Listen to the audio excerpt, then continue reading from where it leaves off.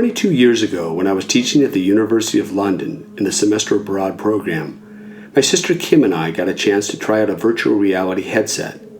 We were in Leicester Square at a futuristic arcade and hoping to be mesmerized by promises of a newfangled technology.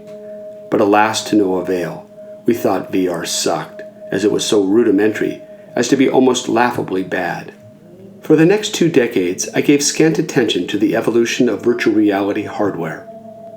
However, when I was teaching at Cal State Long Beach, I heard rumors about a student named Palmer Luckey, who had somehow figured out the trick to developing a VR headset that even in its beta testing stages was mind-blowing. But though I knew theoretically that such technology would be transformative, I hadn't experienced it directly, and thus was not yet a convert. All that changed, though, the day I tried Google Cardboard, a surprisingly simple, hard paper construction that looks at first glance as if it was made on the fly.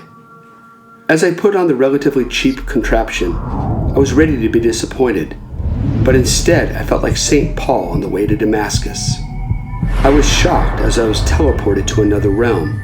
Even though I knew Google Cardboard, which uses your smartphone as its fundamental hardware, was still a very primitive device, I immediately realized that the future I had dreamt about decades ago had arrived, and that it was only going to get better, much better.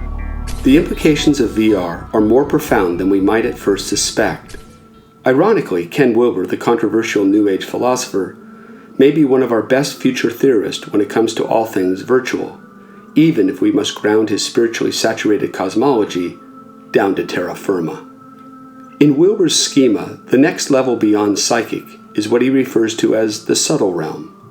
As he explains in his early books, this is a state of consciousness where all sorts of fantastic visions of light and sound occur, and where the mind can be enveloped into astral realms. While I don't think Wilber had VR headsets in mind when he postulated his subtle realm theory of consciousness, where dreams become conscious to an awakened psyche, the parallels between the two are unmistakable. In the mystical literature on the subject, accessing the subtle realms usually entails deep meditation, which primarily includes sitting very still for long stretches of time and concentrating on inner lights and sound until one consciously enters in the awakened state. In contrast, in virtual reality, the neophyte simply dons a headset and turns on the preset program, and then in a second or two finds himself or herself completely encased in a 3D wonderland. The former is achieved by dint of one's concentration, whereas the latter is accomplished by some remarkable feats of hardware and software engineering. Yet both resemble each other in truly remarkable ways, from the feeling of being out of the body, to incredible light shows, to adventures across spatial landscapes. Although I'm the first to admit that a meditative experience is different than a VR one, there is no question that they mirror each other in a number of ways, and that in the near future, it seems exceedingly obvious that anyone will be able to enjoy a simulated astral trip without resorting either to prolonged meditation or ingesting psychedelic drugs. And because VR is so easy and mindless, the pun is intended, it will go viral throughout the human population, just as radio and television and the internet have done before. In a very real sense, we are downloading the astral plane, or more precisely, our idealized versions of it. VR is astral travel for nerds. Imagine what this technology is going to look and feel like in a decade.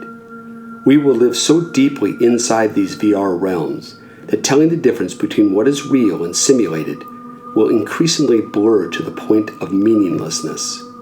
This is not hype, since what I glimpsed was quite literally a cardboard rendition of future VR, which will be exponentially far beyond anything we can presently imagine. And it is not a distant future, since in 2016, the market will be flooded with a whole series of VR products, ranging from Oculus Rift, to Sony's Morpheus VR, to HTC Vive, to Samsung's Gear VR, to Microsoft's HoloLens. Ken Wilber's subtle realm, even if merely a replica of what he envisioned, is coming to a store near you.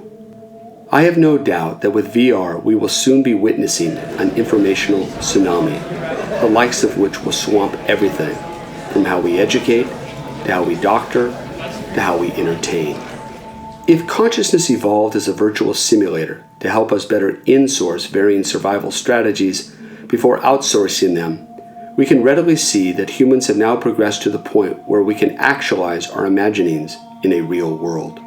Simply put, our technology has finally caught up with our dreams so that we can consciously inhabit what we could only before imagine. We are on the threshold of replacing our spiritual Atman project with an electromagnetically gifted avatar project, where arduous meditational practices are replaced with supremely easy VR headsets so that we can transcend the limits of our physical body and fly unencumbered in mental wonderlands. Aldous Huxley was correct when he predicted that we would enter a brave new world, but it is a different kind of soma we will daily ingest than the one he anticipated. The drug of the future is virtual, and it's information without boundaries.